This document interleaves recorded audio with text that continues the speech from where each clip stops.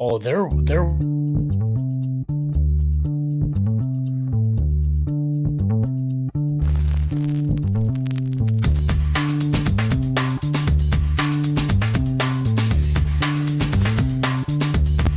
Welcome to the acclaimed podcast, The Deep Dive, featuring your esteemed hosts, Andy Monitor and Drew Dinzik, powered by BETSPERTS.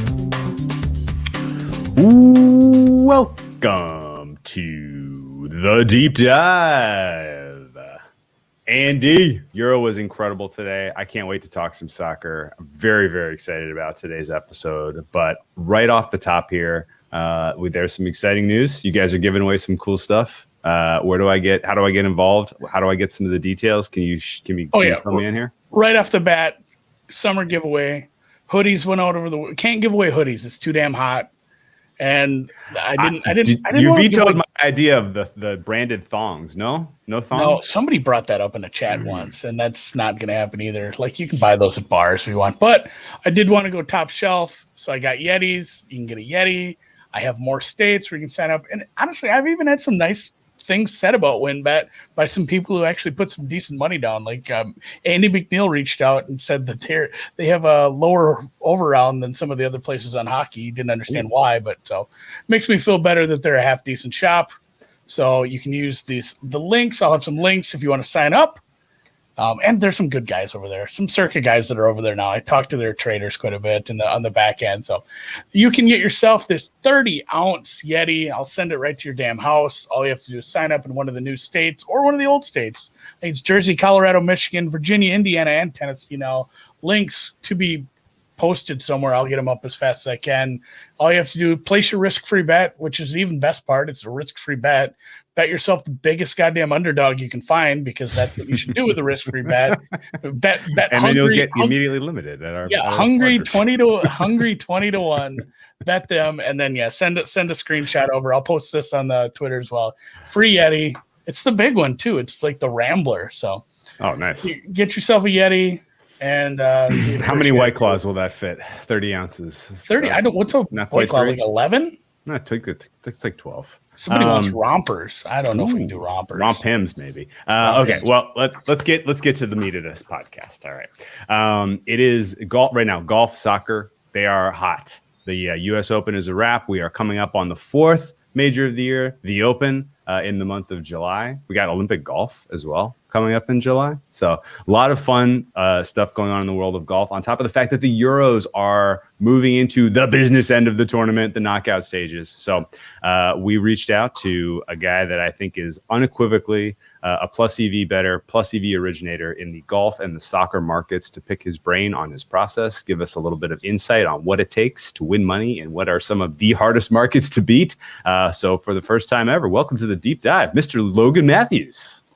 Thank you, sir. That was quite the introduction. I think you might have oversold me a bit, but I'll see what I can do. We do our best around here. It's like we need to undersell, over deliver with this, which I still think Logan will over deliver. I think you are the current all-time leading winner in the Calcutta pool. That as far as I know, I don't think anyone has taken home more winnings out of the high limit Calcutta pools that I know of. I gotta think ROI for sure. Jeff took a bigger chunk, but he paid a lot for it. Your ROI is clearly better, and I mean, in the long run, money's nice, but ROI is what we're after, aren't we?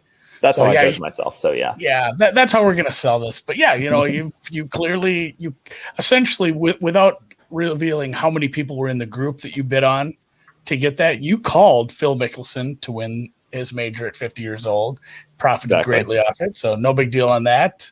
Yeah. Obviously. And you did okay in the last one too. So golf pays, baby. Mostly just concerned how high I'm going to have to go to outbid you for Louis Oosthuizen at the Open. Guy knocking on the door for his second major here. But no, let's get into a little bit of background here for people who don't know. So you're probably most well known on Twitter for getting Kelly in Vegas fired from her ESPN gig.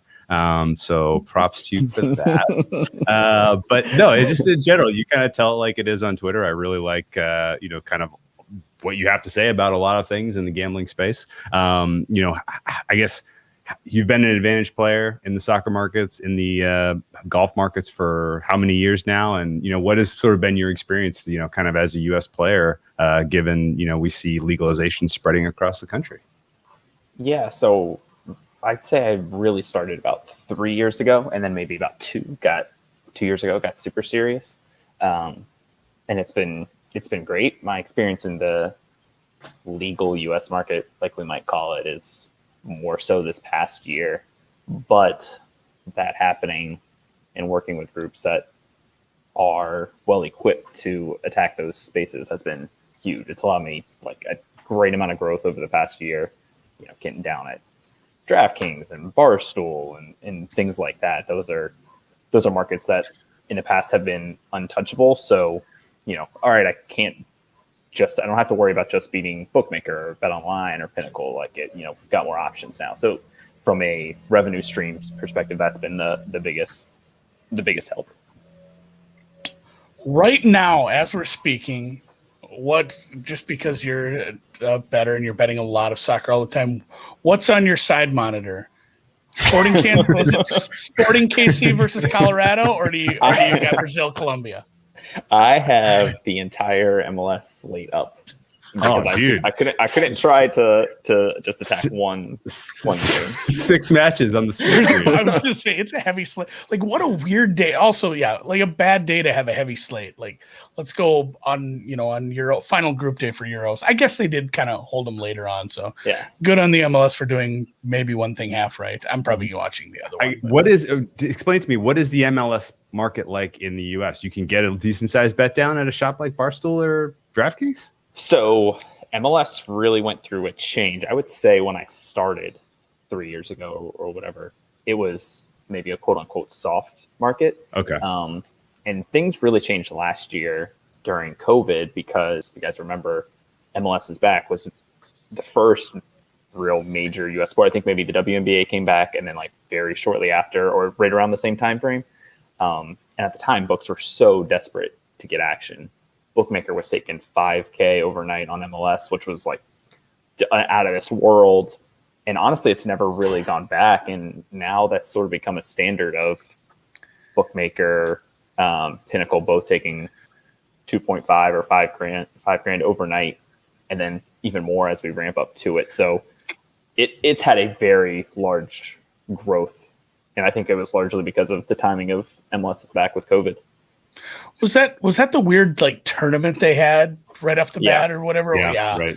I actually don't even mind that stuff. Like even when like the WNBA does something like it, I think the NBA, remember they talked about like the mid-season tournament or whatever, like whatever, do stuff. I was super happy with last year. Like leagues just kind of going rogue and like, we're just going to do whatever we want because this year doesn't matter. Like we're just happy we're doing anything. But yeah, I mean, it was goofy. Like you've seen like, and some of these are offshore books, but a lot of their, I mean, how do you classify somebody like Dave Mason? Like just a PR guy. Some of those guys were like legitimately tweeting about table tennis every day. And it wasn't, and it was like tongue in cheek, like, oh my God, we got crushed on, this Ukrainian match. Like they were kind of tongue in cheek. They wanted that action. Like they wanted people betting on anything. Like, hey, you remember what you guys should get in on this. It's fun. You remember what Jay told us from PointsBet? He's, the guy that's, head trader for PointsBet in Colorado, said that table tennis is still their 4th most bet sport. Somehow, once you get that taste, it's the heroin of sports betting. Okay, well, one more question about the MLS market, or I guess soccer markets in general. I am playing low stakes because I'm a degenerate, and I know I really don't have an edge in this. I'm just doing it for fun, so I really don't have any idea what the is when you're saying 2.5, $5,000 overnight. Is that sides only, sides totals, like the exotic markets? When do the exotic markets open up? Are they even worth considering, or is all those derivatives just low limit nonsense?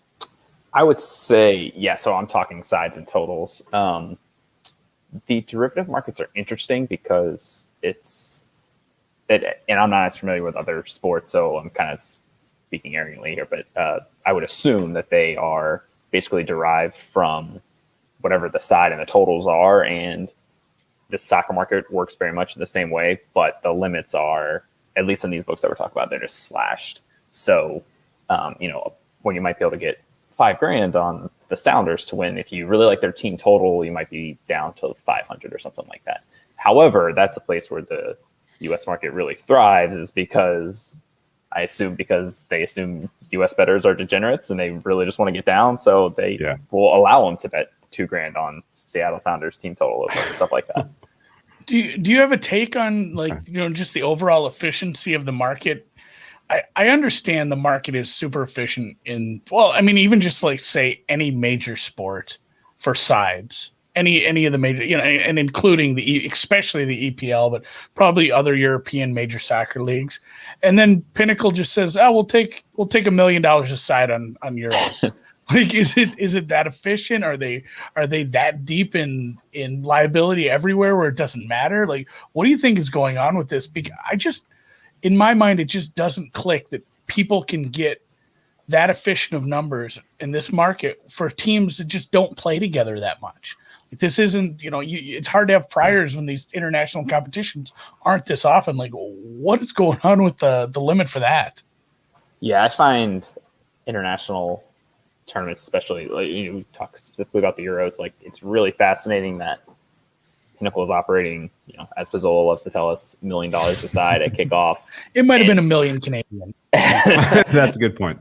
And all right, so they're taking $400,000 at kickoff or whatever the exchange rate is, and but also it's not like bookmaker takes $50,000 to win on golf every week or $10,000 on matchups, but they also have like 8% hold. Pinnacle's not even doing that. I mean, they're offering almost at like exchange margins.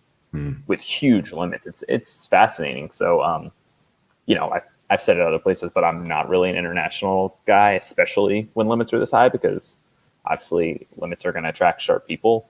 So I assume it's sharp.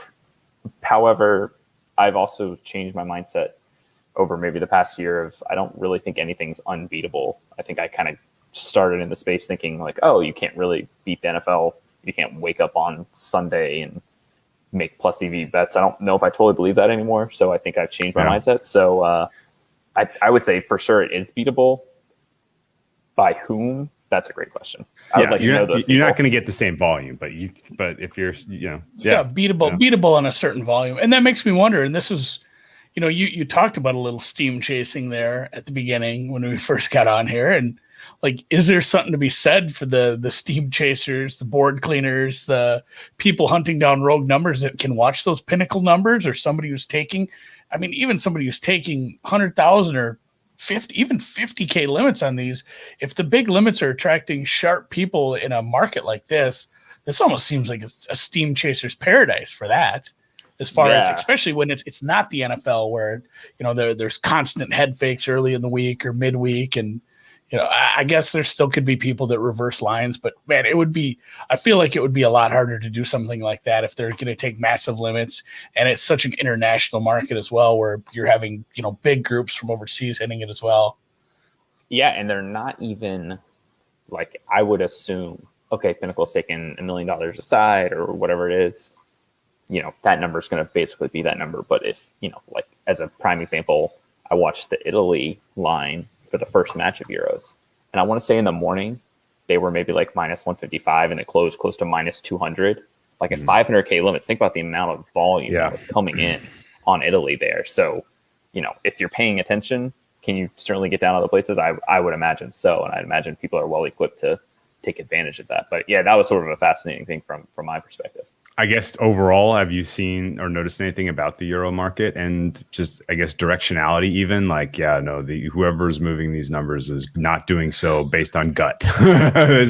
This isn't like, because it's like $1 million limit can go a couple ways. You can try to attract the sharp money, get as sharp a bet as possible, write lots of action, or, this is like marketing. Like, hey, you who love soccer, we'll take $1 million bets. I'm not sure I'm sold either way on this, but have you felt like in general, the directionality of sort of the sides, at least in the Euro, has been pretty sharp so far?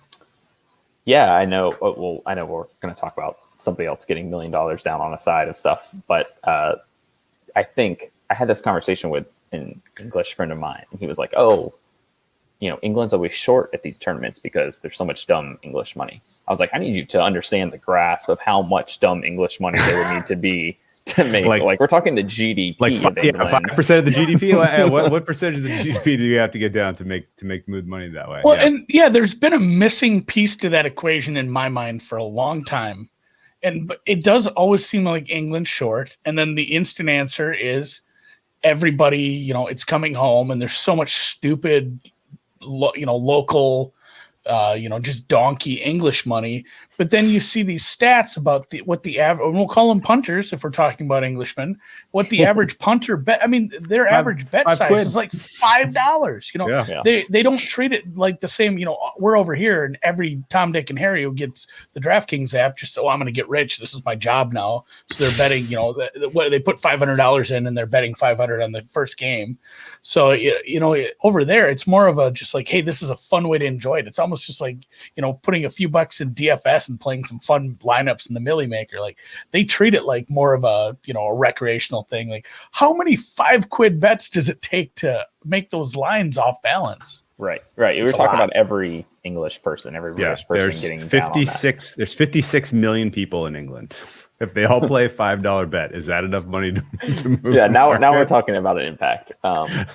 My counter, and I don't know if this is true, but my hypothesis was maybe it's not that England's always short. It's just that maybe, except for basically, I think it was the most recent World Cup where they were semifinalists. Like, basically, except for that, they've just always underperformed. So maybe it's not that they're short. Just maybe they just haven't done as well as we might expect them to, or as the market might expect them to. It also could be very fine margins too. I mean, like if you're building out your hold, just put it all on England. Like that for sure. You're gonna write if you're gonna write imbalanced action anyway. Why not? But yeah, your point is fair. I think that they have generally underperformed, at least in the modern time. I think if you go back to the 90s, I think they sucked. But at least in like sort of the mid to late 2000s, they've started to have a relatively quality team and underwhelmed in the international stage. So then in general, like, I guess, have you felt like the results that we've gotten so far in the group stage, if we're seeing sharp money moving these markets, have we gotten fair results overall, in your opinion? Yeah, I would think. I'm trying to come up with maybe results that went against the market. I mean, that Italy won was a ton of money late, and they dominated Turkey. The Russia movement, like everybody liked Russia before the tournament in their first match, and it went the other way. Like I seen a bunch Belgium of dominated. Yeah, I seen a bunch of sharp or semi-sharp people that are like, this Russian number's good, and then you just watched it get steamed to the bejesus belt the other way, and it was one-way traffic in the game. Like it is interesting to watch like actual like close. It's lovely to see closing line value matter. Like yes, it feels good after like all these. You get a great number in a tennis match, and your guy just gets trucked.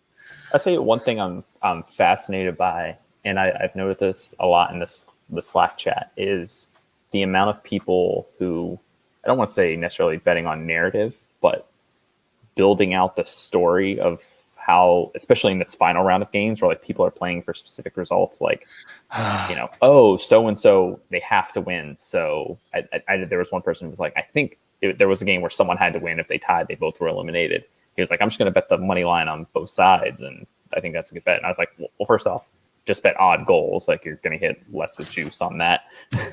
And secondly, like, I don't know. I don't know if that's really the way that it works out. Like, just because two teams want a win doesn't necessarily mean that that's going to happen. I don't know. I'm fascinated by people playing to. Well, that narrative comes up a lot as well when you're in, let's say, Champions League, Euro, or Europa, things like that. Any of those tournaments with multi-leg matches where you play a home and away and there's an aggregate goal, and you see people, especially just anybody who's like a horseshit Twitter capper on soccer like me. It's like, they're just playing that aggregate, like, oh man, this team's down 3-1. Like, they have to score goals, otherwise they'll lose this. Well, yeah, but the other team knows that too, and like they're just be like, Right. they're down a bunch. Should we spot them a couple at the beginning? Like, a lot of teams want to score, want to win, want to move on. That doesn't mean that's what, like, it's not what's going to happen. It does feel like there was a lot of that surrounding England based on like, oh, they're trying to drop matches because they want to draw an easier opponent. Like, did you see the fuckery and the just watching what the live table was, and just in Group F, and then the third place teams during the last hour of the matches today? Like, you can't put yourself in like, all right, here's what we're gonna do. We're gonna win the first one, draw the second one, lose the third one, and then we'll probably play Spain. Like, there's just no teams are doing that. Like, let's plan ahead so we can pick out our opponent in 3 weeks. Like, it's just not a thing that's feasible. And I really don't think managers are playing to that. Yeah, I'm right there with you. Yeah, but in a good segue though, so what percentage of your price making, your handicapping, is quantitative versus qualitative? And do you weave any situational factors, any type of, are you just trying to come up with as close to a fair price as possible? The numbers are telling me this. I have my process, I have my algorithm. This is what the fair price is. Or are you trying to get a little bit fancier in terms of capturing situational highs and lows, things like that around team performance? Yeah, so I think there's sort of 3 parts to, and this would apply to both soccer and golf. I know we talked mostly about soccer, so I can stick to that. There's, all right, how do I model this sport out? When we think about soccer, right, you've got to project 22 people and 6 subs and how the managers are going to react. And like, there's a lot of moving parts. And so you don't necessarily need to predict them minute by minute, but you need to come up with a way to actually model that out. So that's obviously very quantitative. There's the piece about, your inputs for whoever's in it. Again, golf or soccer, like, I need to know how good John Rahm is, and not just how good John Rahm is. I can put that John Rahm's very good, but that doesn't really tell me how good he is relative to Morikawa or somebody else. Like, I need data to suggest just how good John Rahm is relative to everyone else. And the same thing for soccer. I need to know how good the Netherlands are versus Ukraine or whoever they're playing. And then the third piece that you kind of talked about is that subjective adjustment. And I think there's probably people in the world who make money, and that's at sports betting, and that's all they're good at. They don't even need to model it out, especially in very efficient markets, right? Like, the NFL's, you can get pretty close to how good a team is based on the NFL. If you can make subjective adjustments based off, what happened in the last game and any stuff that's come out, news, injuries, whatever, if you can get really good at that, there is a market and there's money to be made just on that. I could not agree with you more. I think there are probably people who wait till the end of a market cycle for NBA, NFL, and they slide their action in somewhat unseen, and they're winning long term in those markets by doing exactly what you're saying. And you're using the wisdom of the crowds to get a fair price for the most part. Otherwise, so it's fascinating to see that. But on the quantitative side, then. Without giving away all the secret sauce, how do you capture team level performance when you're talking about 1 or 2 events that happen over the course of 90 minutes determine the outcome? Yeah, so this is obviously a loaded question, but I've had a lot of discussion with people in terms of expected goals, which I know you guys are familiar with, and it's maybe a step in the right direction in terms of how we try to solve soccer as a sport. And okay, there may only be there could be 0 goals in a game. And how do we take that information and go forward? Well, XG can solve a lot of that issue, because now we're talking, all right, maybe there were no goals, but there were 15 shots, and we can give those specific values and get an idea of teams.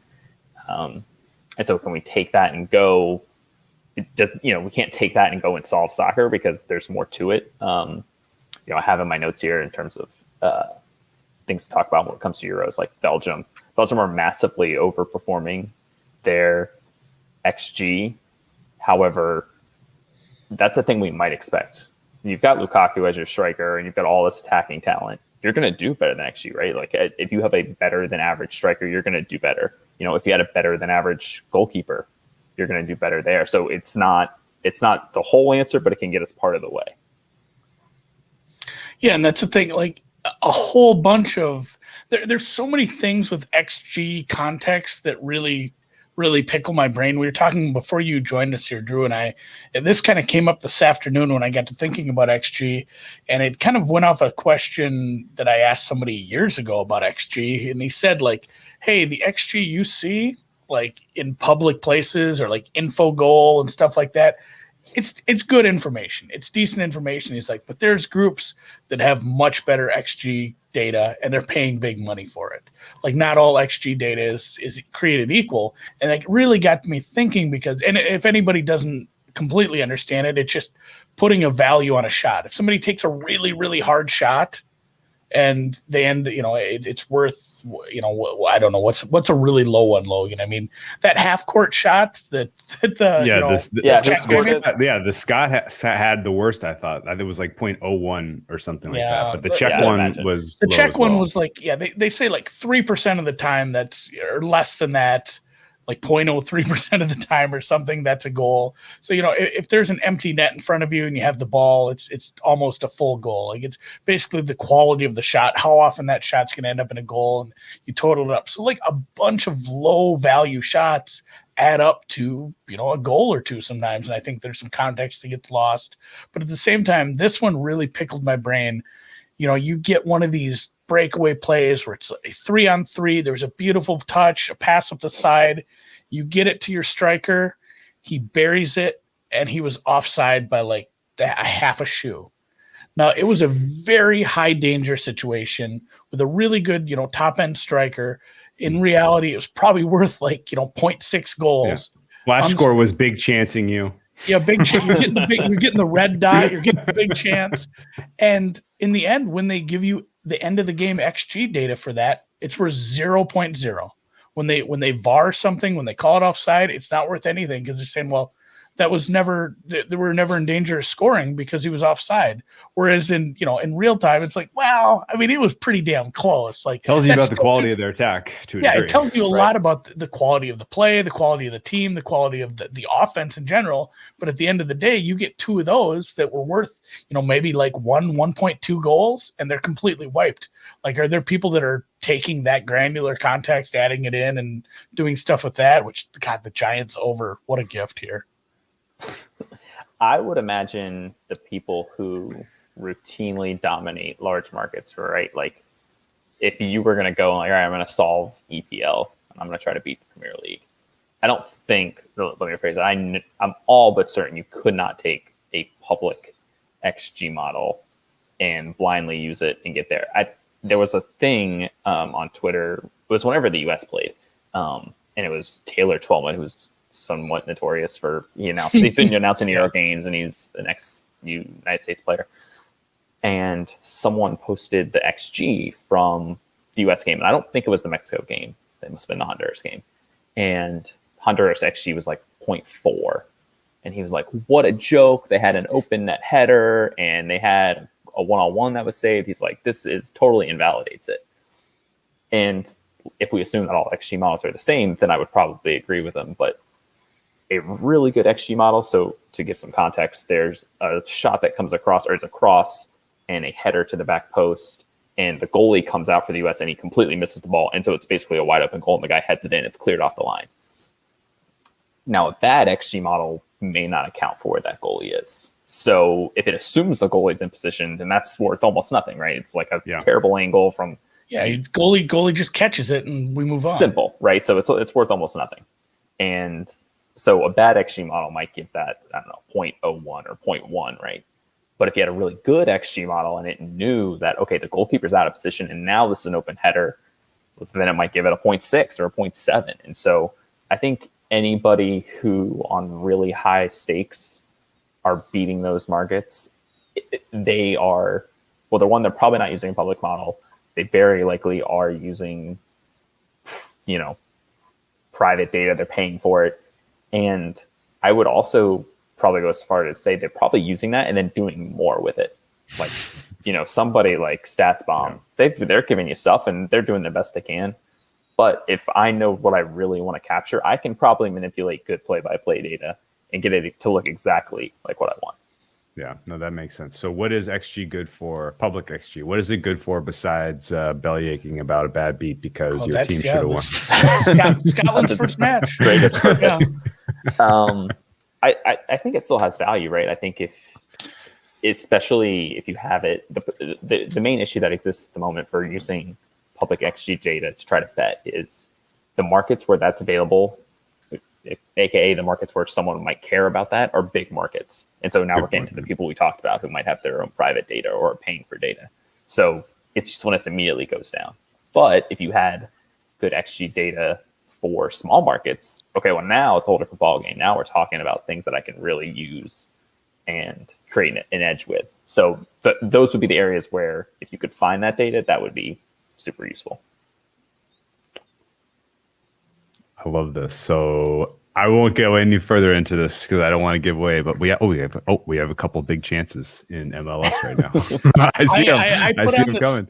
I put on the Spanish version of New York, Atlanta, and it's not as fun because I have the sound off because we're recording. Dynamo is good. Anything you're sweating that we can sweat along with you while we do the interview? Yes. My biggest position tonight is Sporting KC. Ooh, they got a big chance. 0-0. They got a big chance, though. Yeah, it's flashing right now, Logan. It's blinking right now. Anybody who doesn't have flash score to DJ soccer, like I've almost crashed. I shouldn't even admit this. I don't look at my phone when I drive. I've almost crashed a car thanks to it used to be just the flashing red dot. Like the flashing red dot, oh my God, that can send you off, especially when it's one of these where they don't score. Sorry. One of the best advances. One of the best advances for sweating soccer recently has been. I know some people don't like it, but I'm a huge fan of it. Is all these leagues have moved to the paid streaming services. Like ESPN Plus has 10 leagues, and so that's just been huge. I can remember. Not when I was betting, but when I just wanted to watch, like I always do example, like trying to watch Josie Altidore like 10 years ago. He was playing in the Netherlands, like a huge league that I should have been easy to watch. And I'm like on websites that are trying to steal my computer information. And it's like, I'm just trying to click through the stuff. Like, I don't know. It's First Row Sports still around. I remember you watching First Row Sports. Batman Streams was always Batman Streams is pretty rough. We used to, there's a lot of, it's the same thing with tennis. Sporting KC scored. Yeah, no, the tennis was like that back in the day too. Because when I was first going modeling tennis, I needed to put eyes on it a lot. And in fact, a lot of what I saw watching and then kind of thinking back about my process of coming up with my numbers really changed my process was iterative, big time early on. Do you still see things in soccer or golf that make you kind of think twice about sort of the fundamental underpinnings of your quantitative approach? Yeah, I think that's a good point and good question. I think I can even give some more recent examples in golf. Like I was watching something last year, some like random event. I don't remember what I had it on, and somebody had a hole in one. I was like, wow. I don't remember if I was for him or against him or whatever. I was like, oh, okay. I remember thinking like, man, that's going to have like such a huge impact on their shots gained approach. Like having a hole in one, right? So I don't know what the average is, especially if it's a hard par 3, right? Maybe it's a 2-stroke gain shot. I mean, you're talking significant data, and it's like, wait. Well, yeah, there's par 3s that they average like 3.2. Right. But you could have a massive swing on one hole. And what triggered this thought to me was the shot wasn't particularly good. Like if I remember correctly, it bounced like 5 yards or 5 feet short of the hole, hit the flagstick, and dropped straight down. You know that shot I'm talking about. And I'm thinking, man, this thing is headed for off the green, and it's it's going to fly past. And this is a bad shot, but if you don't know how to properly adjust that data, you might just take it, if you get it raw, it's going to be like, oh, gain 2 shots on their approach or 2.5 or 1.5. And it's like, sometimes it's useful to visualize that stuff and actually see it and think about how that's going to affect your data later on. And same thing with XG. Like if you go back, as someone has said this to me before, and it always kind of stuck with me. Like if you watch a game and then you go back and that XG doesn't match what you saw, it's probably the XG and probably not your eyes. Like something probably happened on there. That's a fair point. So I really like the example of the goalie, like being out of position. That was good. Like that does feel like one where if they're just using like, I don't know if some of these are even using video data. If they're using, I mean, is there like player tracking data like we have in NFL? Some of the advanced stat stuff where you have the players running around in little dots. Like Sports Info Solutions, I'm sure. Yeah, I feel if you have that in soccer and they're not taking into the account like a goalie falling down or just like or getting tangled up with you see that they get tangled up with the defender and it's like, oh man, like even knowing where they are as a dot isn't even knowing where they are as a dot isn't going to totally help you. You almost need charting, to a degree, because if the guy's laying on the ground on his face versus he's got his face, he's facing the ball and the striker, you're going to get a different outcome. So you're telling me we need an army of people charting every golf shot so that we can get a strokes gained luck box statistic and take that out of the strokes gains approach so we know who's actually good on approach. Okay, I see. I've always had this goal, and I'm sure you guys are the same. Like a season ends, you're like, I'm gonna take a little break, and then you get all these goals of like things you want to accomplish before the next year starts. And like one of them's like, I can probably do better than shots gained. Like I can just rebuild this and come up with a new approach to this. And it's yet to happen, but it's still on my list of things to accomplish. So then how GPS often do you? data. Yeah. How often do you go and update your quantitative approach? I try to examine it every off season. And normally what I end up doing is I have an idea of how to make it better and I'll go and I'll test it and like building it out. Like I get ahead of myself. I'm like, all right, I'm gonna go ahead and build this into the model and get it ready. And then I back test it and then it's not useful. Or I look at it and I'll do an out of time sample and it's like, oh, this looks great. And then I'll test it against, build it into the model and I start going, I'm like, oh, this is not accomplishing what I need to. So a ton of it is trial and error and trying things and seeing if it makes it better. And sometimes it does, sometimes it doesn't. And so, yeah, go ahead. Andy. I mean, let's stay on golf, and anybody who is listening that hope to hear some stuff about the Euro bracket, the knockouts. We'll end the show with that. We'll get that. We'll have some graphics up here, but let's kind of pivoting over to golf and like the context you were talking about in soccer really made me think about some of those things. Especially your hole-in-one example. It's the same thing with you have strokes gained around the green. You find some guys like, oh man, he must be really chipping it well. Like he gained all these strokes around, and then you go if you went back and looked at shot by shot data, it's like, well, you have 2 or 3 lucky hole outs from like a collection area or a sand trap. Like it's one of those bunkers that's guarding the greens. It's like, well, around the green is going to be super skewed, and then I just think there's so much context that gets missed with some of that. And same thing with if anybody's familiar with proximity, I don't know, maybe Logan can explain proximity better, but basically like it has to do with like how close you are to the hole. And I mean, proximity is from any area is a circle. Like if you're looking at anything that's within 20 feet of the pin is a 20-foot radius around the pin, and sometimes that's in the water.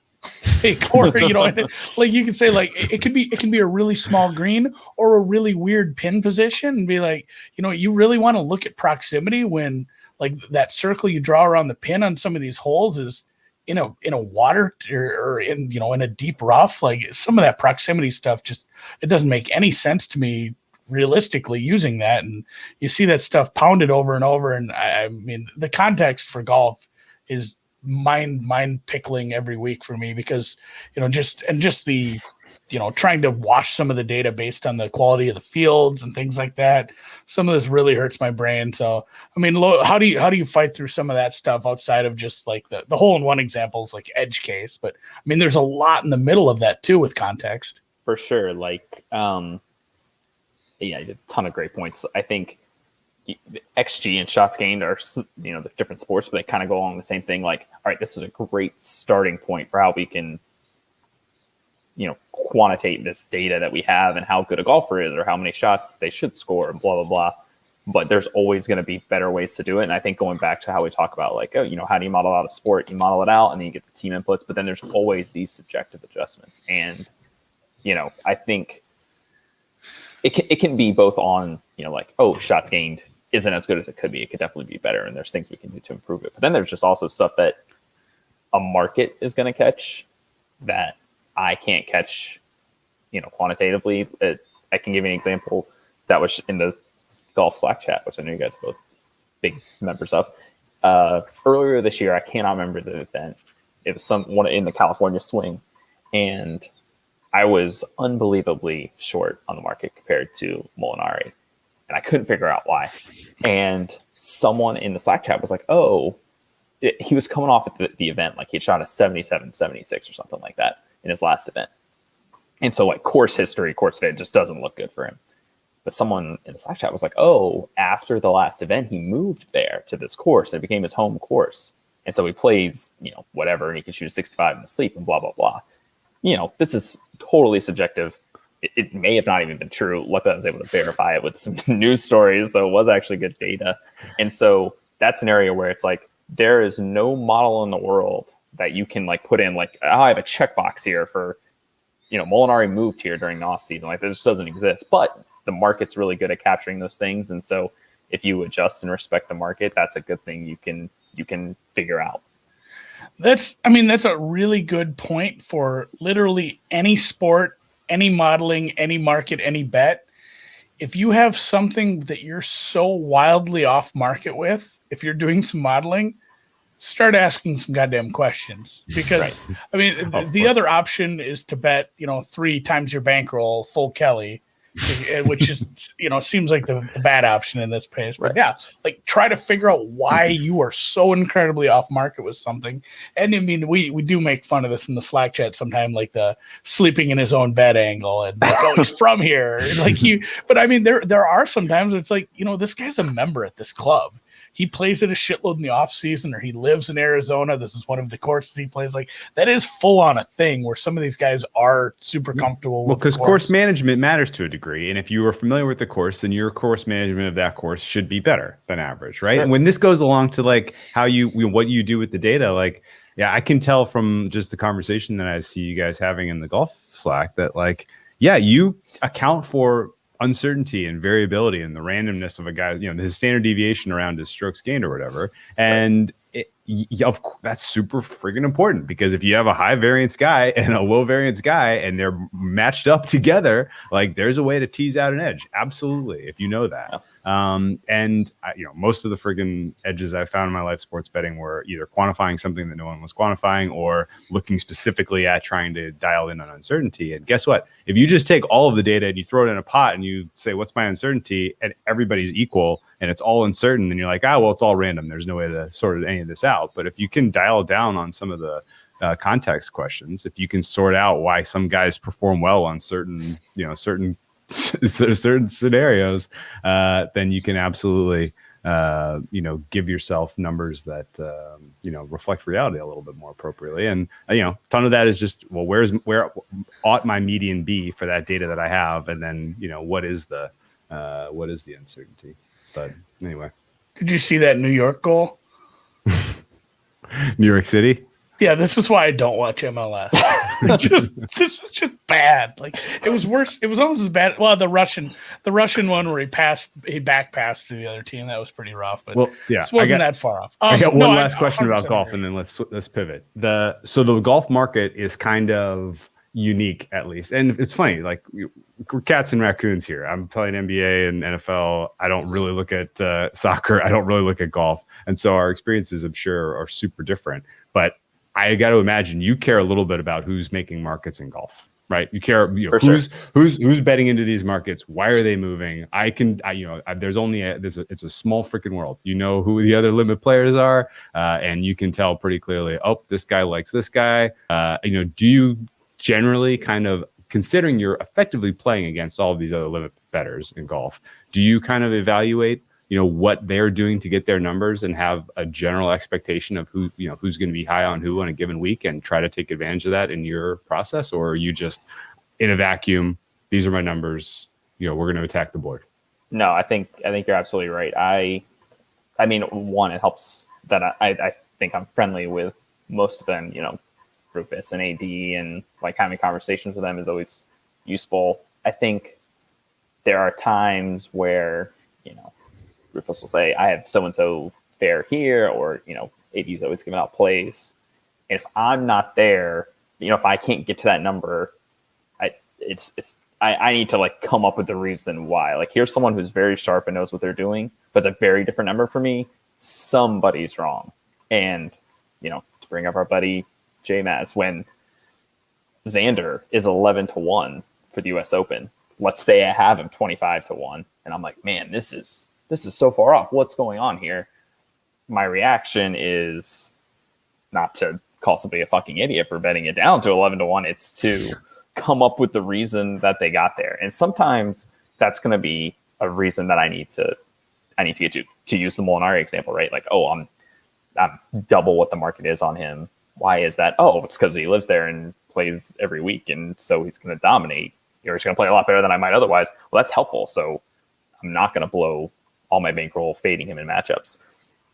Then there's times where you're going to figure out what the market's doing, and it's not going to be helpful. An example is in the Slack chat this past year. This is in the soccer. I was like, "Oh, I'm really on." I don't delve into that one. It was an under. There's some real maniacs in there. Yeah. It was an under for Atletico Madrid and somebody. I don't even remember who they're playing. I was on like under 2.25. I was like, "Yeah, I like this play." And this is a pretty efficient market. Like, I don't expect my numbers to be very far off. A little bit each way. Lineups come out, and it goes 40 cents the opposite direction. And what I hadn't accounted for was their like star striker. It's the guy they bought from the Portuguese league. Felix. Sorry if I'm butchering his name. He was back, and I had known like, oh, he might see time. That's useful. But so I had accounted for that somewhat. But it moved way farther than I would have expected. And so that's a time where I'm like, all right, this is the only logical explanation as to why I disagree with the market, is they're giving him like a 0.6 goal value, which is insane. And that's where I was like, no, I'm not buying it. I respect the market, but I think the market's overreacting to this. So I hit it again. And so there's times where both works, but if you don't at least ask the question, like, all right, what happened that my number is so far off? I think you're going to struggle, because all that's going to happen is you're going to consistently be short. All models have weaknesses. If you can't start to figure out what that is, or at least let the market help you figure out what that is, you're just going to constantly be betting the same things over and over again that you're short on, or that you're not correct on, but more or less, and you're just going to donk away your bankroll. All models are wrong, Logan. and it's funny, like, I don't even say the quote right anymore. I still say, and you're not even fucking trying, because I can't even, like, who is it, Box? Like, the original quote is like, but some are useful. That's not, Twitter's ruined my brain for that. You brought up abnormally distributed AD in the golf chat, and to be fair, I won't even hunt for this tweet, because this lunatic deletes all his tweets like every three weeks. Like, I don't know why. For some reason he does that to stay off the grid. Sometimes he disappears into the wilderness, but he had a pretty good one a couple months back where he brought up like his closing line value, his long-term closing line value in golf in a market that he bets very heavily. And he basically, and this is not something that I think it's like, oh, he's arguing with somebody and we should take a side. Like, he has a huge sample of highly successful golf betting where he showed very little closing line value on his numbers. Like, what was your take on that? We can just say, closing line value, we've always, here on the deep dive, we always said, like, it's a spectrum. Like, it matters more or less in some markets, and sometimes it doesn't matter at all, especially you get in some prop markets. People are like, oh my God, it went from, it's like the weirdo from Vegas where Shez Reavy went from like 500 to 1 to 100 to 1.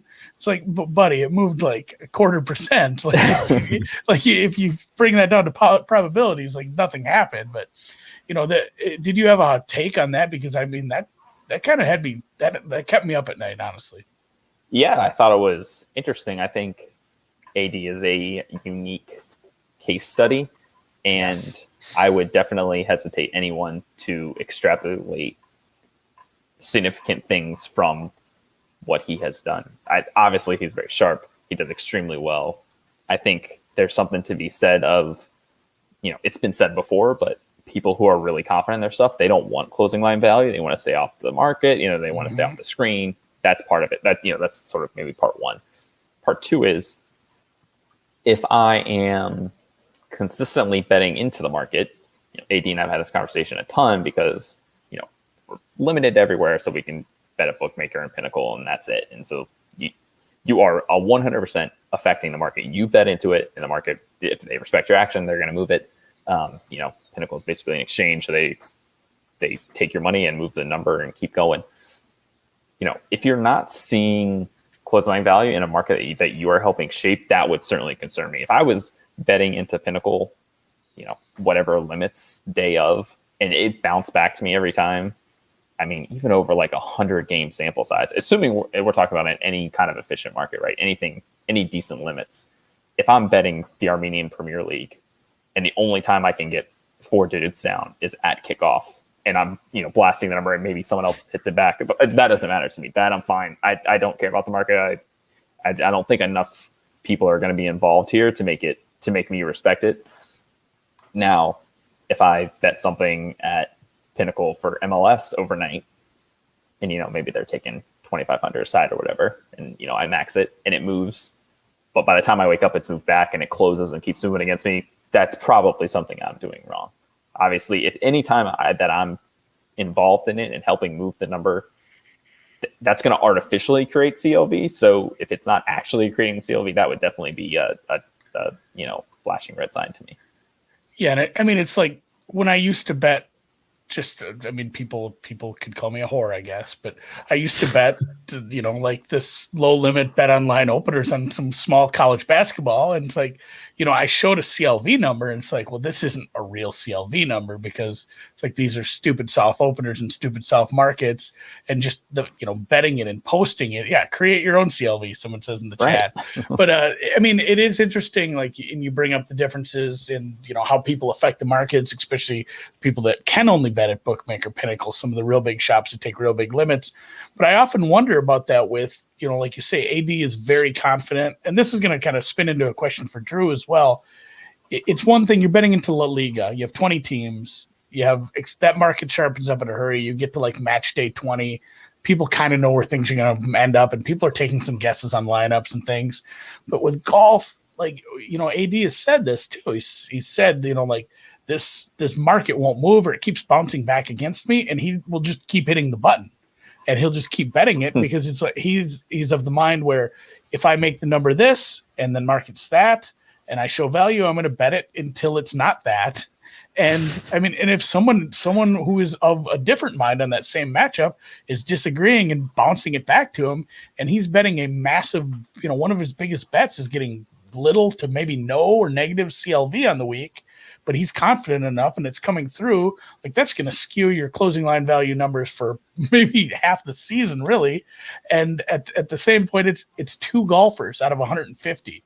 It's not right. 2 teams that we're seeing these teams play 90 minutes at a time. You're seeing different golfers on different courses matched up against different people every week. Like, that stuff isn't just going to automatically sharpen up the next week based on how they play 4 or maybe even 2 rounds that week. So I think golf and Drew, I want to hear about your tennis. Like, I feel like I see a lot of people that they have tennis go completely against them. And it's like, well, it was still the right side. There was just somebody somewhere that didn't like it. And I guess do you track your long-term closing line value on tennis anymore? Not for slams. Slams are a different that's a great example of slams. Those markets are all over. They're all over the place. Yeah. Here's my general thought. If the community at large who's betting limit into any market is doing it generally the same way, let's say strokes gained approach for golf, for instance, let's say, 9 out of the 10 guys are all using the same general framework. The numbers are going to be directionally pointing, the same way most of the time. But let's say you go on a crazy trip in the woods and you figure out like, whoa, humidity on the day of the third round matters a ton, and no one's factoring in humidity. And you plug that wrinkle into your model, and you're the only one that's swimming upstream on one teeny little kind of golden angle. This used to happen about baseball totals, right? Like some guy, brilliant weather predicting genius was like, holy fucking shit, I can use my humidity predictions and handicap baseball totals. And then, so everybody may be using XFIP versus ERA to move the market in one direction. And he's just waiting until, first pitch and hitting over or under based on what the humidity is. No one else knows that matters. Like, I think those examples exist in every sport, and there are lots of them, and there will be many more that are figured out. And if you're the only person that's kind of doing it a little bit differentiated, then you're not always going to get closing line value. Yeah. And I don't think you want it all the time, because the minute you start getting it, then you realize that, I've just convinced all of the other fish to swim with me. And now it's a race to the bottom in terms of who can get down the fastest. And the next thing you know, people are talking about it on podcasts, and then everyone knows.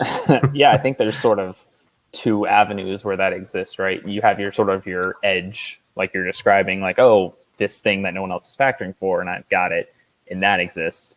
And I think if I was confident in that, then yeah, I might just pound that forever and not worry about CLV until I just do it until the market catches up.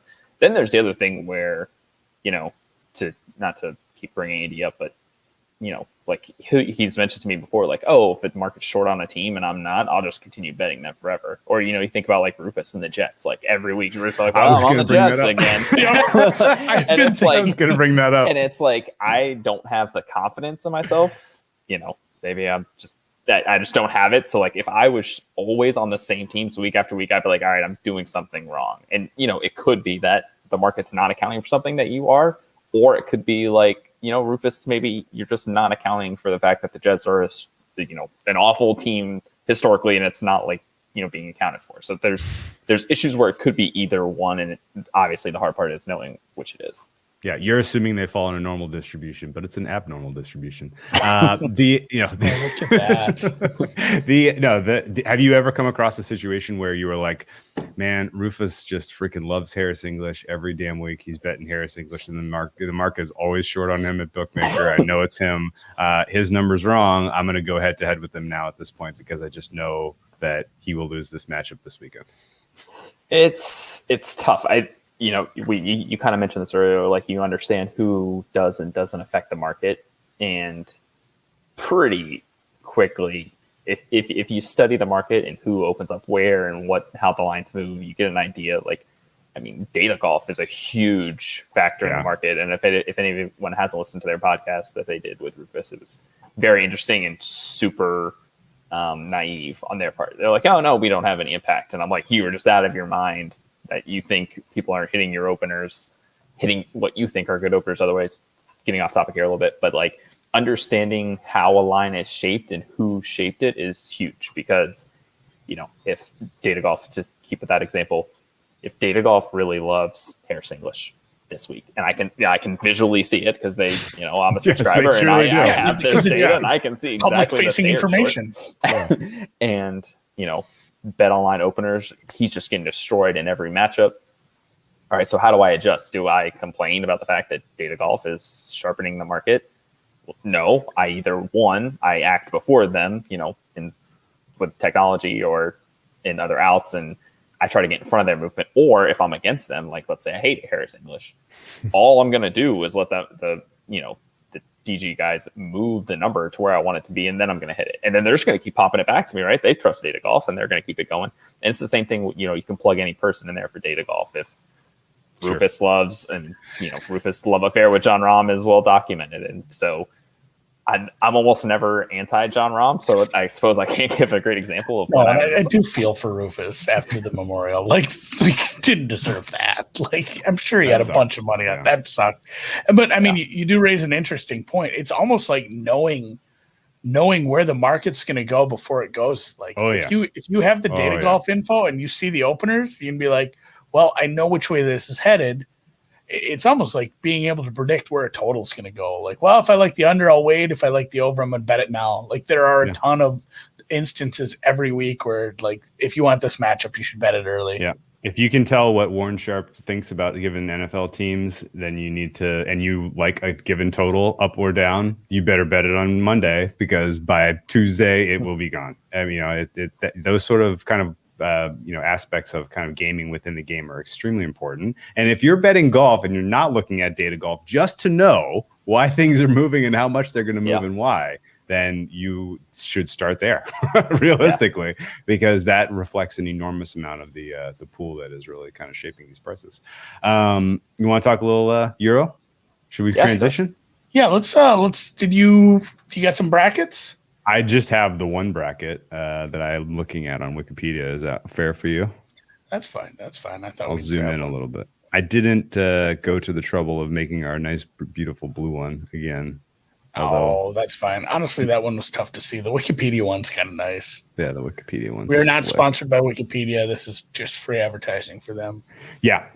So we have a weird, funny situation here where the draw for the Euro is exceptionally lopsided, in my opinion. In a normal year, you would have your favorites spread out across the various quarters, and you could you could probably postulate up these 4 teams most likely to make it to each of the quarterfinals, and that's fair, and we'll fight it out from there. This year, that is not the case. In fact, it is exceptionally lopsided to the top half, in my opinion. You have Spain, France, Italy, and Belgium and Portugal. That is 5 of your top 7 choices pre-tournament, I believe. One more time, say them again. Belgium, Portugal, Italy, France, and Spain. Those were 5 of your top 7 choices pre-tournament. Yeah, and they're 5 of your top 6 prices right now. Right Germany now, okay. Yep. Okay. Yeah, that leaves a lot to be desired in terms of an entertaining product for some of these games on the bottom half. That's for sure. Certainly didn't expect a Sweden-Ukraine round of 16 matchup, nor did I expect a Wales-Denmark matchup. But it is what it is. Let's talk about the bottom half first. There's nothing. Femi's got a good point right off the bat, and it's just funny how tournament play works. With Germany 5 minutes plus stoppage time away from elimination, yeah. Straight, like losing to Hungary eliminates them. All of a sudden, they get their goal. They tie. It wasn't 5 minutes. When was that? The late goal was it 67? Yeah. So it was a little later. It was a little later. Yeah, 67. They got their goal. 68. They gave up. The other one was. Yeah. Right. It was bang bang. They were right back to back. Bang bang. Yeah, that was weird for that one. But yeah, essentially, like a team like Germany, who is that close to elimination, all of a sudden it's like, man, you could be in the final. Like if you play like we saw you play in the second game, and they don't F around, like beat England. It's kind of opening up. All the other top teams are at the top, and I think that's probably driving where Germany's price is right now. Yeah, that's fair. And I guess I'll ask Logan a couple questions here, because you have a huge. I think of it as a problem, or at least not a problem but a challenge. How do you rationalize the likes of a Germany who got here by playing a very tough 3 sides, compared to a team like Wales who backed their way into here? I mean, what do you do with the results that you have and the potential imbalance? Yeah, Netherlands 3 matches were very easy. Germany's 3 matches were very, very tough. And you can break down all the XG data you want. It'll tell you Netherlands is great, and it'll tell you Germany was lucky to get here. But I don't know really how to kind of normalize the strength of opponent that was just in the tiny 3 match sample that we have to this point, which is I think a common problem with soccer handicapping.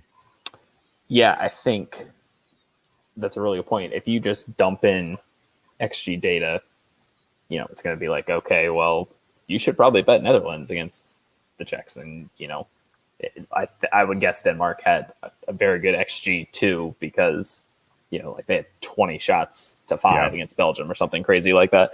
The very first thing that you'd want to do is adjust for opponent. And that can be really difficult when you have a small sample size. So, we've talked, someone asked this question recently, like, oh, is it useful to you to model out a sport, or to model out a league rather, if you have small amount of data points, would you rather have a lot of data points? Well, obviously I didn't like to have a lot of data points. But if I have a lot of data points, and so does everybody else. So sure. I've always found that I have a bigger edge the less data points I have, because then it's going to be more reliant on my priors and how I'm adjusting for opponent, and how adjusting for how the game actually went. So all those kind of things are just going to be hugely important. So you cannot judge the Dutch strictly on the 3 games they had, just like you can't do it with Czech or Wales or Denmark or whoever. Well, and Denmark too. You kind of wonder about like how much of that data from the first game do you want to take into account at all? Like a game that was interrupted like that, and then the second half was played. Like who knows? Like that's completely unquantifiable. But like how much was that team in that game at that point after what had happened? Like that's a game where the stats from that seem like fucking garbage to me. That's like the Kendall Hinton game. Another huge question though, how do you also account for home field advantage? Yep. Obviously, Denmark played their asses off with that home crowd supporting them in matches 2 and 3. Similarly, Germany played all 3 of their matches at home. Spain played all 3 of their matches at home. Netherlands went on the road and got it done for 3 matches. I guess, are these factors that, are worth accounting for if you're going to run some sort of quantitative model for these round of 16 head-to-heads?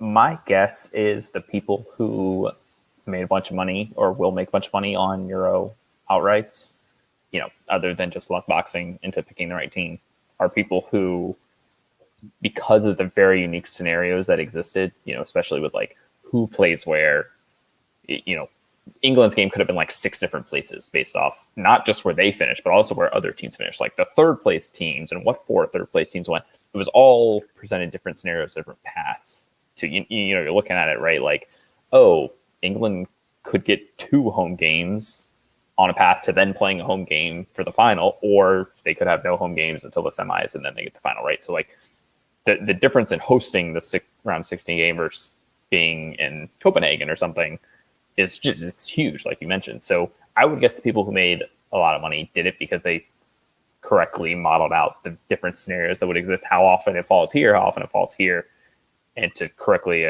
account a bit for the different scenarios, and especially stuff like home field and rest too. Rest is a big one. Games range from the 26th to the 29th. Dan pointed out I blew it on Netherlands. They did host Group C. I thought the only countries that won groups but didn't host were Belgium, Sweden, and France. Is that right? Yep. England hosted, they won. Italy hosted, they won. Italy, Netherlands hosted, they won. Yeah. Okay. All right. Okay. So it was 3 and 3. Interesting. I guess, Andy, what was your take really on Germany getting here? Yeah. And real quick, a question. How much cooler is it at the stadiums that actually allow fans? Like, my hot take here is they should scrap all this Wembley bullshit, have every single game at Budapest from here on out. Like, those people fuck. Like, they know how to party. Like, Budapest was awesome looking. So I was too concentrated. What did you ask about Germany? I guess what is your general expectation of them from this point forward? You watched a lot of their matches. You have a feel for Germany? They have really good players. They have a coach. It's almost like a weird lame duck coach situation. Like, if they won 4-0 in Wembley, wouldn't surprise me. They have a good team. And England has shown some weirdness with just the lineups and the game plans, but they've also, like, look what they did today. Like, they can be beat. It's a weird team. It's probably, I was just about to say it's not a match I'm going to bet, but I've pigeonholed myself into betting all the matches. So I will be betting that one, but it will be very hesitantly. I'll probably be looking at, and this is when we can start doing this. Teams to win in penalty props and stuff like that. Like, shit's going to get weird. It's going to go way past. I even said that. Somebody asked me, he's like, well, are you done at group stages? Or are you betting all the way through the knockouts? I'm like, not only am I doing that, I will fully yosh the final if I have to. With whatever, like, if I'm down 6 units, I will find a 7-1 prop. And I will bet it. That's what if I need to break even, that's what I will do. So I'm not excited about this one because Germany has been, as much as you can say inconsistent when it's a 270-minute sample, they're very inconsistent. And what we saw the last time internationally, like the South Korea game, if you're listening from Germany, your ears are bleeding even hearing about that one. Like, it's been a very weird team. So I don't know if I'm super excited about them. But again, if they play like they did against Portugal, it's like, oh, they're in the final. Like, they beat England, and all of a sudden they're not looking at home, then it's Rome and Baku and, London again in the semis. So then they're not facing anybody who has some home advantage. It'd be, likely Netherlands or Denmark out of the bottom.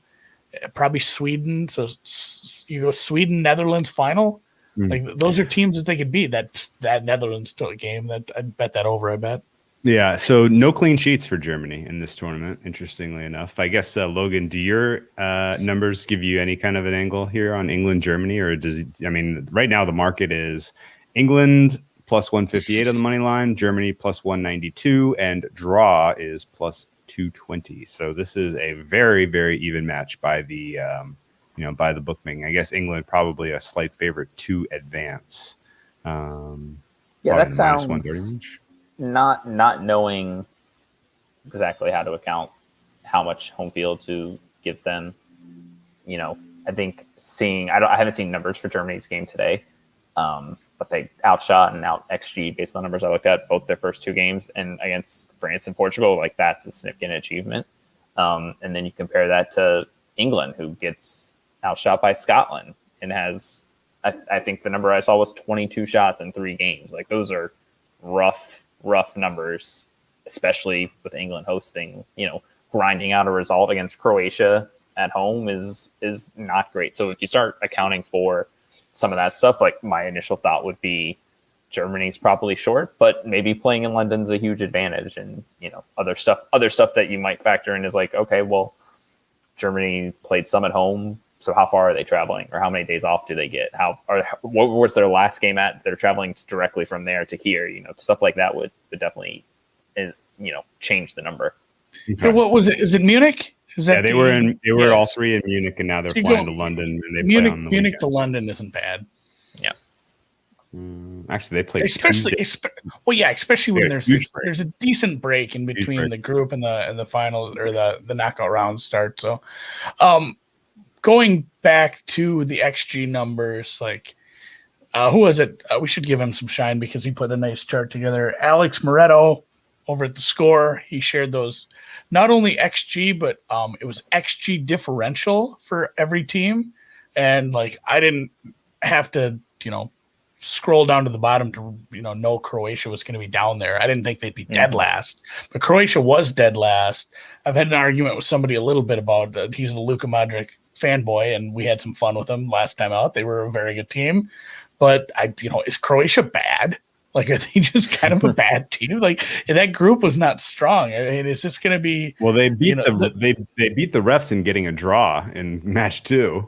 Yeah, and what we saw, I'm super donkey in soccer betting. I'm betting with my heart, gut, and narratives. Like I said, hey, I essentially bet Spain over because they were due. I'm like, their XG is high and they've scored 1 goal. Like they're gonna explode today. So I'm the absolute just donkey wreck better. Darren Ravel getting one right with the 5-goal output today, but they looked like they could finish. Maybe they don't start a certain someone. They don't let a certain someone take penalty kicks anymore. And this could just be an ass whooping. If Spain's gonna play like that. Yeah, I'm with you, man. The chances that Spain has, and talk more about how XG kind of affects everything. It's Spain's XG is going to look amazing, but did they keep trotting out Morata and he's putting away 1 every 15 chances? That's certainly noteworthy. Yeah, off the top of my head, I don't even know who their backup strikers would be. Well, I know the one guy came in and scored in Torres. Torres. Scored twice in 10 minutes. One was an own goal, but I mean, he was all over the place. He scored 30 seconds after he came in. So hopefully, maybe the coach, the old manager, sees something and does something about it. Maybe Morata's just a super sub, and it's a tough go because it's Spain probably, and then France, or Spain wins and then they get France right away. But I do want Croatia to lose just because I've been arguing that they're a shitty team. Andy, since you're the narrative guy, how much do you hang the Spanish team getting the vax on some of their lackluster performances in game match 1 and 2? Yeah, but it sounds like they're getting the second shot somewhere in here too. Oh, are they? Yeah, you have to get your second shot 21 days later. I thought they had later. gotten their second shot. I don't know. It's back and forth. Producer Dan needs to help me out here because we'd talked about it, but I thought there was a chance Spain was going to get the second shot somewhere in the knockouts, which all of this sounds like not that the vaccine is a horrible idea. Go get your vaccine. Of course. But getting it during logistic failure. My God. Yeah. Not great, Bob. Spain is -300 to advance against Croatia. So really, we should be asking ourselves, could Sporting KC beat Croatia? They're up 2-0, looking good. I guess I'm torn on France. Obviously, I have some France outrights. I have some France liability here. I like their path in general. I like them to beat a Spanish team. I like them to beat a Swiss team, who I think is wildly overrated and who has traveled across the globe now forward and backward across many time zones, and don't get as much rest. But in the back of my head, there's something about this French team that's not quite right. Jesus Christ, who planned would this? Put him on like the 2nd of Who July or planned something that? like Oh my God. right before. Oh my God. I'm with, and real quick on the top, Drew brought this up off the get-go. Like, it is loaded up top, a lot of good teams up top, but the thing is, you don't have to play them all. That's like, true. You still play the same amount of matches. So, like, France, it is tough cookies if you bet them as a favorite and, got like plus 450. I think their numbers like plus 4. It's 410 at bookmaker right now. Yeah, so I think I have teeny tiny amount of equity there.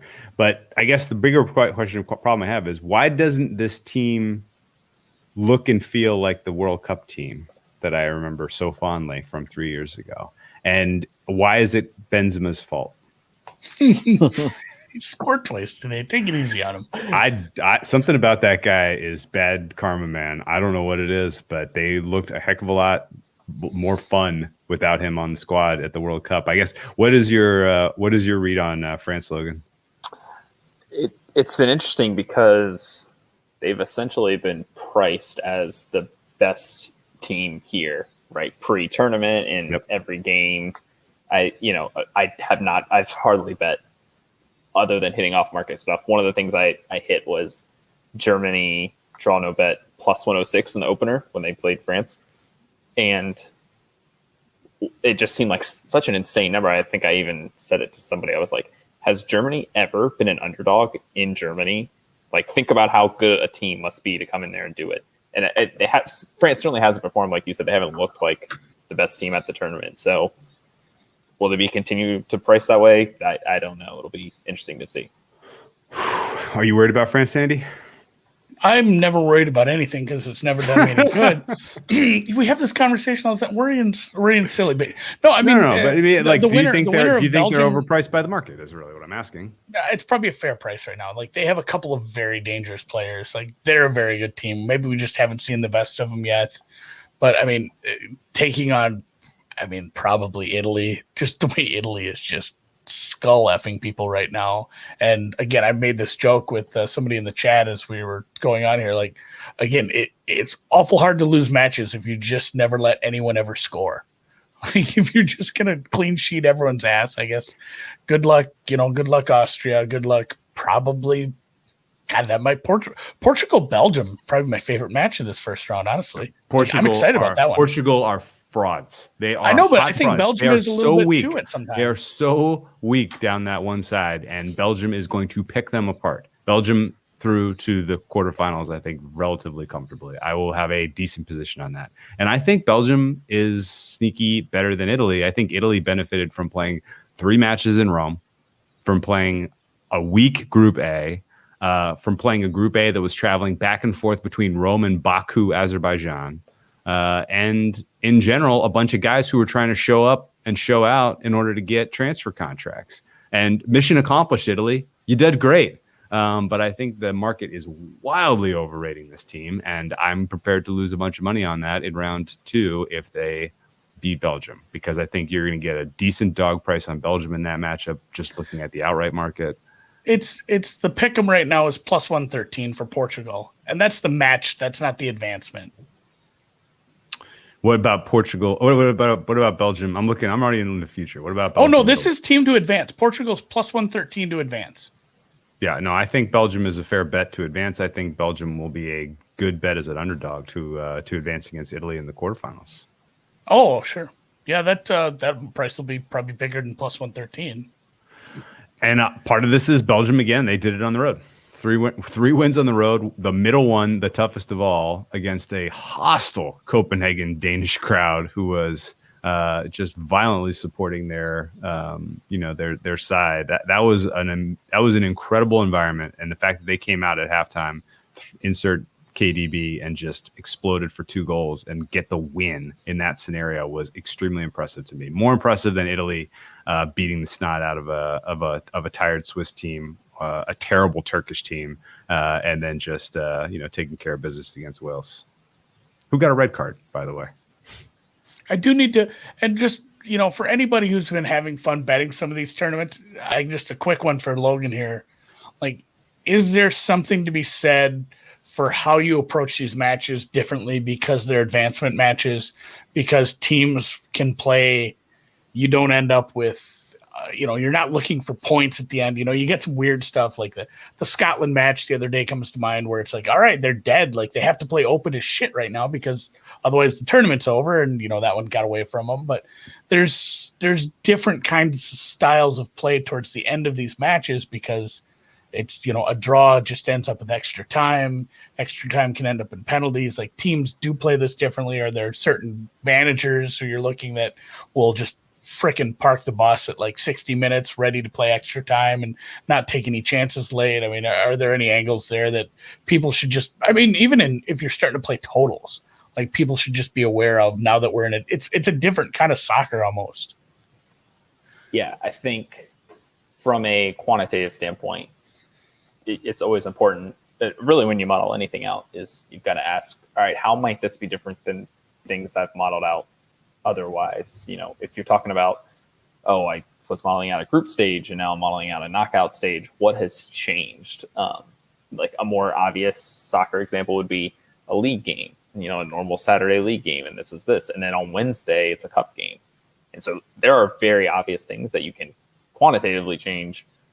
But then there are also things, we talked about our subjective adjustments. Like there are things you need to adjust for, somebody has always mentioned like, I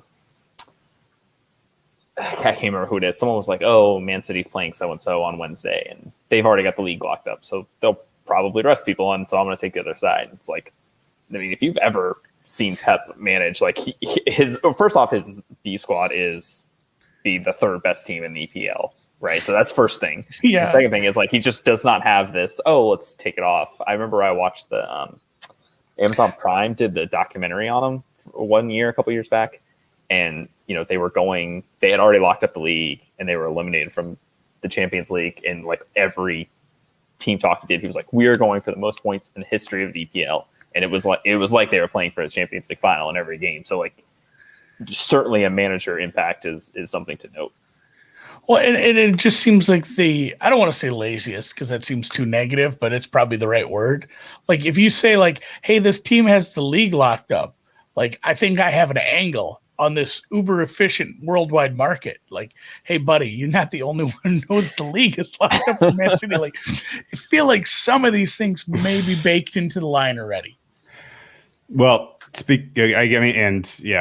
like Path. Obviously, you would think Path is baked into the current Netherlands price, but they seem to be the only meaningful side that is down in that bottom quarter. Are we giving short shrift to Denmark, who played a pretty impressive match 2 and match 3 and has decent XG stats? Or do you think this is the Dutch quarter to lose in Q4, Logan?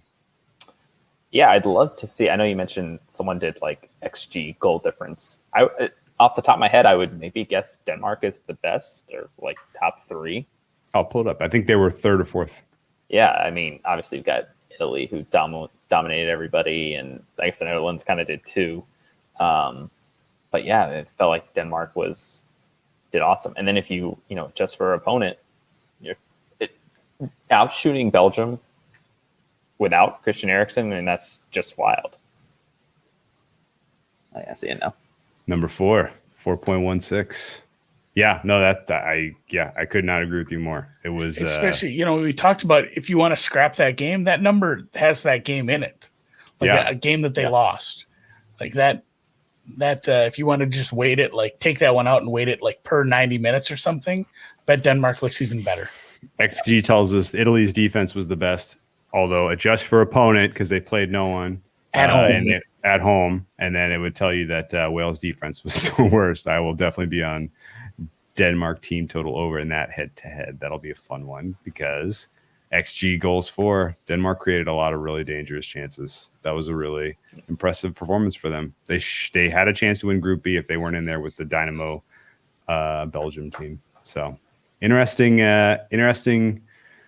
way that this shook out. I kind of want to get involved in some Denmark to get through to the semifinals personally, not just because of the XG stuff, not just because the kind of the weight that this tournament has taken on them from a narrative standpoint. But the the Wales matchup is really favorable for them. And then Netherlands, similarly, Netherlands gives up opportunities. They're poorly managed. We know all of this. I know our guy Dan is high on the Netherlands now. Andy, you've turned heel. You're high on the Netherlands now. Well, they look good. Like you can't fight against a team that the stats are there and they're looking good. I mean, again, opponent adjusted, I suppose, but they're basically even odds to get to the semifinal. Do you think that's a fair price, Netherlands? That's probably a little off. Are we going to get a tie here? What? We are. Yeah, you're going to get your fourth straight tie. We're going to get if you would have, and this is just using Flash Scores numbers. This is a total like God. Who's like a shitty company who does this? Like imagine if you'd have put $100 on every tie today, but yeah, if you'd have parlayed the Euros and the Copa America ties, it'd have paid about 420 to 1. 420 to 1. You parlay your ties. And you should have Copa America ties, four leg parlay, 420 to 1. And round robin. You should round robin if you're really doing that too, I suppose. Round robbing the draw is a plus EV move. I've always heard that. In seriousness, though, I'm going to take Denmark coming out of the fourth quarter. Andy, you're going to go Netherlands? That would I honestly think Germany. I'm just doing it. No, I want fourth quarter. Just fourth quarter? Yeah. No, you're going to stick with the Dutch? Denmark and a coin flip. I'll stick with you. Okay. How about Germany in Q3? Whoever wins the Germany-England game, okay, we'll go Germany. I'm surprised that Sweden's too advanced price, by the way. Sweden's too advanced price is pretty favorable in my mind. What would you guess without looking, Andy? Sweden too advanced? What, minus 200? I think it's like minus 143. Hang on a second. Really? I would have thought it was bigger. I was higher on Ukraine a little bit. They look good against the Dutch, but they're a little they're a squirrely team. Sweden to advance minus 137. I was way off. Yeah, Sweden to advance is going to be a bet. Belgium, I like Belgium to get through here over Italy. You going to go with Italy, Andy?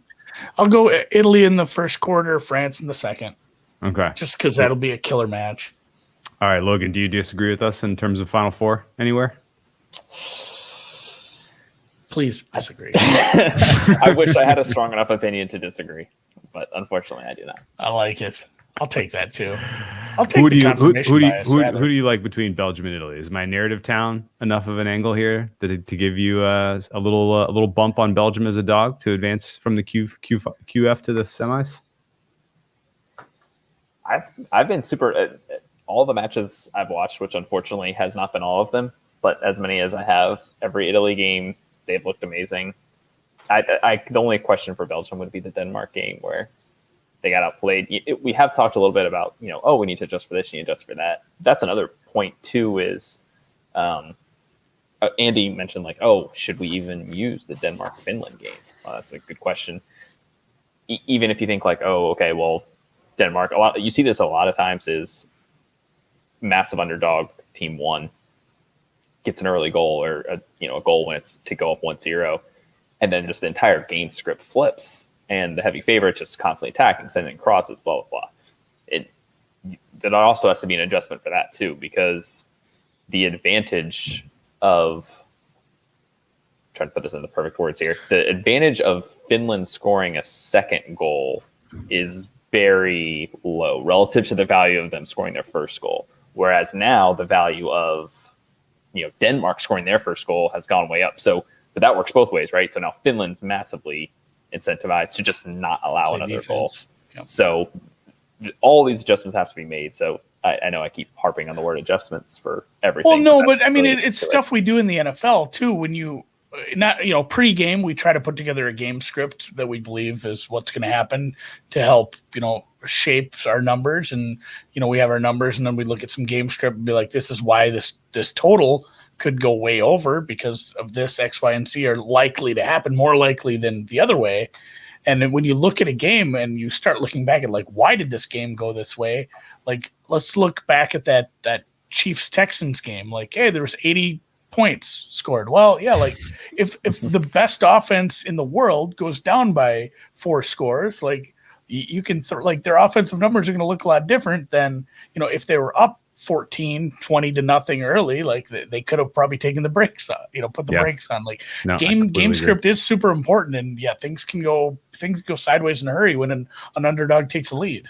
Yeah, I agree. And honestly, that Belgium game 2 against Denmark, they were off of difficult travel, flying from St. Petersburg to Copenhagen, short rest, no KDB in the first half. They didn't have their best lineup in the first half at all. They give up the early shocker of a goal, and they were really thinking, okay, at minute 10, we got to remember to pass it out of bounds as a sign of goodwill. Like everything about that first half from them was just so bizarre. I'm more than willing to throw that out. And I think Belgium is more dangerous than the market is currently pricing them, even though they have the path of freaking death. They have to take out Portugal, Italy, France, and then potentially Germany or Netherlands or Denmark or England. I mean, they're going to have to get it done themselves. So it's no point in playing their future. Have you looked bet at them futures? to advance every time. Yeah, I'm looking at them right now. Are there any that you would say, like right now, like I would have considered? God, did they just come down? Oh, there they are, euros. I was looking at I would consider more so than I would take Belgium plus 900. I would take right now Lukaku plus 600 to be top goal scorer.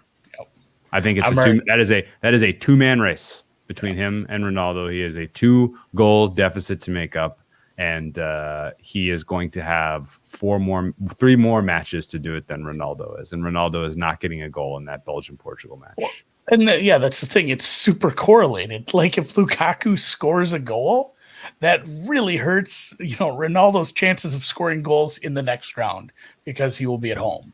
Like that's, the high correlation on just betting on that. I like that better than betting Belgium too. I'm already knee deep in Lukaku stuff, so we're going to stay off that. Plus just the effort that Belgium is going to have to pour to get to the final at that point. And if you have them at 9-1 and they get there, you're not going to get as favorable a price to lay that off if you want to. And they might be out of gas. So, it's going to be a hell of a freaking world, a hell of a road for them to get this title. And they might have to play England in London. Which is obviously not a great setting for a final. All right, well let's wrap it up. Sports talk. I guess before we put a bow on this and let you go, Logan, I must ask you, because this has been in the back of my head now for like a year. You said one day I'm going to go on a podcast and tell the Cash Out King story. Please let it be this podcast this time so that I can finally figure out what is going on in the world of the Cash Out King. All right, so I know you guys are familiar, but just the smallest little bit of background.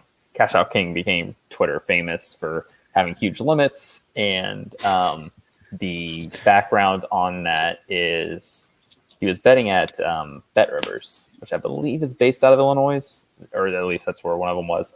And I'm jumping ahead to a conversation he and Spanky and I had, but the reason he got those such high limits is his parents and family were very high rollers at that casino. So because they were high rollers, they were like, hey, I'm happy to give you high limits. And he went public with it and posted tickets on Twitter and whatever. He gets really big after he hits the $1 million ticket for Morikawa. I can't remember what event it was, but that was like the catalyst. It was the PGA Championship. Yeah, right? I think it was Harding Park, or was it his? Yeah. I don't know, actually. That takes it off. That takes him off in terms of things. So the obvious thing at this point is groups.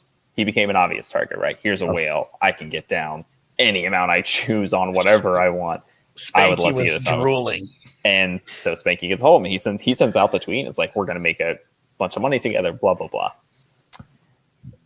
And so I don't totally remember how I got connected with Spanky. I do numbers for a group that is very close with Spanky, and I think that's what it was. And so basically what had happened was in their conversation, Spanky and Cash Out King, Cash Out King's opinion was that he could beat any sport at like 60%. The only one he would struggle with is MLS. It's also worth noting that the day of this conversation, he had bet $100,000 on MLS that morning. While simultaneously telling us that's the only thing he can't beat. I remember this now. So he's obviously we're like, all right, this is total degen. At the same time, we're starting it. There's lots of stories about him stiffing people already, and it's already kind of come up that he might owe people some money. So, anyways, so him and Spanky connect. Like, all right, the only thing I want to help with on is MLS. So that's how Spanky and I connect. Like, okay, we're gonna maybe give him some, we're going to talk to him about MLS. So let's figure out what we can do. So we hop on a call. We're talking out. Obviously, it's a huge feeling out process for Spanky. He's trying to figure out what this guy's thinking, what we might be able to do together, etc. And I do no talking. I'm muted the entire time because I'm laughing hysterically about this conversation. And I mean, you can imagine the arrogance that exists in a person to be like, I can beat any sport 60%. At some point, Spanky says something like, well, if MLS goes well, maybe we can work together on, NFL. And he's like, no, not necessary. Don't need you. Blah, blah, blah. I'm thinking like, just imagine the call to say such a thing. So I'll wrap up to the end. We have this long conversation, talk about all the different ins and outs of how it might work. And then the call is literally wrapping up. And somewhat unsuspiciously, he's like, just want to let you know, we're just going to give it one shot. And if we win, we keep going. But if you lose, I'm done. And so like at this one point, game?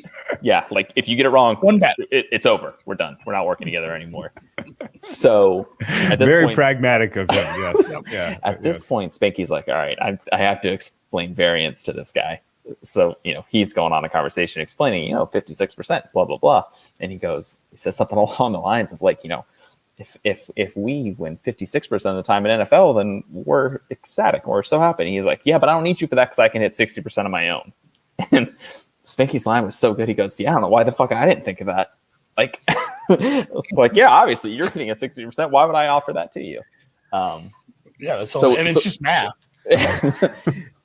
So we end the call, and you can imagine jaws drop, like we don't even know what to say. Eventually comes the decision, like, let's just not go forward with this. No. There's enough red flags to not move in at all. And so, he does what he does, and he's no longer on Twitter, and it sounds like he has some other problems, which should not be a surprise to anybody. But it was quite the adventure. He definitely ripped off a lot of people on Twitter through, the one of the older tricks in the book of, hey, I'll give you an offer that's too good to be true and book your action, and then only pay if That kind of goes back to my advice from earlier in the pod, as far as like, if you're modeling something and you make it minus 200 and it's even money in a major market, like, it's too good to be true and there's an issue. It goes with a lot of things in life. Like if somebody's offering you the wrong price on a market and they're booking and you don't know them and nobody's vouched for them, you're not going to win. Like, you're getting free rolled. Don't do that. Like some people learn that the hard way, but don't give people money on Twitter. Yeah. And it seemed like he had some legal issues as well. And probably, you don't want to bring the feds back into your life if you're Spanky, I would imagine. Yeah, it was easy. Obviously, you can imagine it ended up being a very easy pass and ended up working out well for those who chose not to move forward. Okay, cool. Yeah. Well, let's wrap it up here. I appreciate all the time you gave us. This was super fun to kind of dig into the guts of the way you look at the market, and it always helps me to talk through this stuff. So I sincerely appreciate it. Andy, best of luck to you betting every game of the Euros in the knockout stages. I wish you. I'm 5 and let's do just tout life short sample size. I don't want to challenge you to something that's that's out of your reach, but you should just bet to advance every single match and just see if you can beat the closing price. Just see if you can beat the closing price on to advance every single match, right? Just bet what you think what you think what side you think the edge is, and see if you got it. Because we got how many matches we got left? There's 8 plus 4 plus 2 plus 1 plus 2 plus, and a third place match. Oh, is there? Oh, nice. Yeah, there's so there's 16 matches left. 16 matches. Cool. All right. Well, best of luck to you in your endeavor. And, I learned a lot and have a lot to think about my personal soccer and golf handicaps. See you in Slack, buddy. That's right.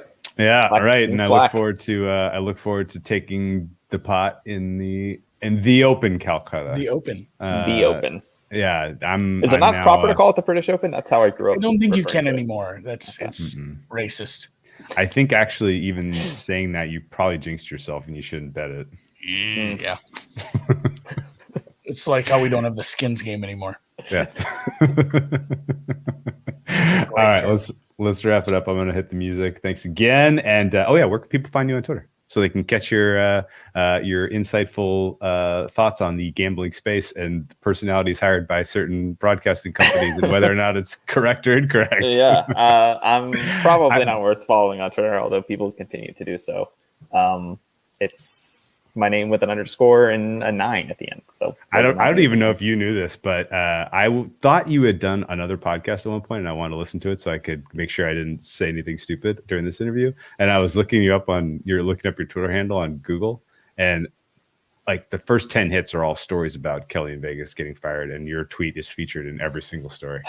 Did you know that? I did not. That's the only one I've ever been featured in is when I posted a picture of a baby alligator walking across the sand dune or one of those. It was at like in Charleston, Hilton Head, right? In Charleston. Kiowa. Yeah, it was Kiowa. Yeah. Kiowa, yeah. It was like a baby alligator or crocodile. Honestly, I don't know which one. I'd have to take a look at the jaw. Because it was an American alligator. Yeah. But I posted a picture of that, and like Yahoo had a post like, "There's alligators on the course. Here's some garbage fluff piece that we wrote," and my tweet was featured, and somebody sent it. It was like Apple News. It was like Apple News. Aggregated your tweet about an alligator on the golf course. Yeah, somebody on Slack reached out like, "Hey, your tweet's in some weird article about alligators." I'm like, I fancy myself as a bit of an alligator originator. All right. Well, best of luck. Best of luck to the rest of the Euro. Let's go Sporting KC 3-0. I think we can put that one to bed, and we will catch you. Straight up. We'll catch you. Yeah, we'll catch you in the Slack. Thanks, guys. Oh, I cut him off. That was my bad. Yeah, that was awful. Yeah, sloppy by me. Well, it's only been 370 episodes. 371? Hey, did you see Brazil busted your draw parlay? Yeah, I know it, man. If you'd have placed a 4-team draw parlay. Oh my God! Imagine how pissed you would be. You made it to like minute 90 plus what? How late was it? I remember I was using some 90 plus 10. 90 plus 10. It's Brazil. They're going to give them as much time as they need. That is some serious. That feels very CONCACAF.